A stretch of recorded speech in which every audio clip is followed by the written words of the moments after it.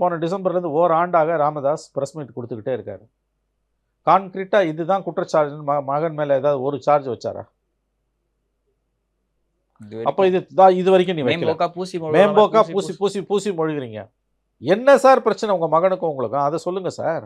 அது அந்த இஷ்யூக்கே போகாமல் அவன் ஏமாற்றிட்டான், பக் வச்சுட்டான், அது வச்சுட்டான், இதை வச்சுட்டான். அப்புறம் அந்த சுசிலா ஃபோட்டோ வெளில வந்தது இது மாதிரி பண்ணுவாங்களா அப்படின்னு சொல்லிட்டு அது ஒரு விஷயம் வந்து என்னங்க இதெல்லாம்? எல்லா அவலங்களையும் உங்கள் மகன் தானே உங்களுக்கு எதிரான அவலங்களை கொண்டு வந்தார். உங்களுக்கு எதிரான உங்கள் தனி மனித விவகாரங்களை உங்களை எதிர்க்கிற விசிகாவோ அல்லது மற்ற கட்சிகளோ உங்களோட தனி மனித விஷயங்களை வெளியில கொண்டு வரல. மற்ற கட்சிகள் நாகரிகம் காக்குது இந்த விஷயத்துல. ராமதாசுக்குரிய வயதின் காரணமாக இன்னைக்கு இந்தியா தமிழ்நாட்டோட மூத்த அரசியல் தலைவர், வன்னியர் சமூகத்தினர் மத்தியில் குலசாமி தான் அவர், சந்தேகமே இல்லை.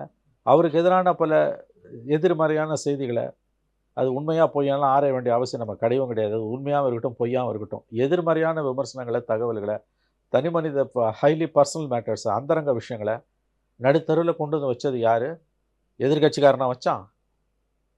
திமுககாரன் வச்சானா? விசிகாரன் வச்சானா? காங்கிரஸ் வச்சுதா? எந்த கட்சிக்கு உங்களை எதிர்த்து நிற்கக்கூடியவங்க அவங்க வச்சாங்களா? வைக்கலையே. கூட இருக்கவங்களே வைக்கிறான்ல. அவனெல்லாம் பின்னாலேருந்து அவர்களெல்லாம் பின்னாலேருந்து இயக்குவது யார்? உங்களுடன் இருந்தவர்கள் தானே இந்த அந்தரங்க விஷயங்களை வெளியில் போட்டு உடைச்சாங்க. தொடர்ந்து ப்ரெஸ் மீட் கொடுத்துட்டு இருந்தாங்க.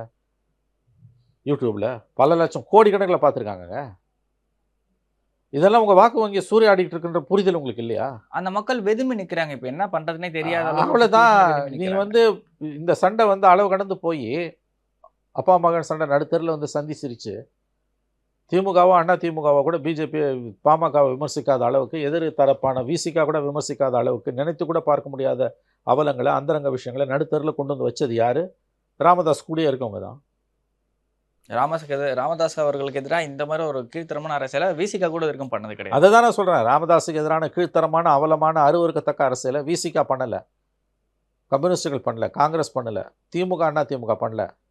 எல்லாருக்கும் ராமதாஸ் மேலே ஒரு மரியாதை இருந்தது, இருக்குது. அந்த வயதின் காரணமாக அந்த பாதை ரெண்டுமே என்னதான் இருந்தாலும் அவர் ஒடுக்கப்பட்ட மக்களின் தலைவர். 1000 விமர்சனங்கள் இருந்தாலும் டாக்டர் ராமதாஸ் ஒடுக்கப்பட்ட மக்களின் தலைவர். அவருக்குரிய மரியாதையை நாம் என்றும் கொடுப்போம்.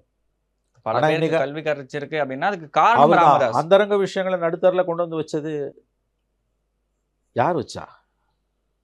எதிர்கட்சிக்காரன் வச்சானா? விசிகா வச்சதா? இல்லை சனாதனிகள் வச்சாங்களா? யார் வச்சாங்க?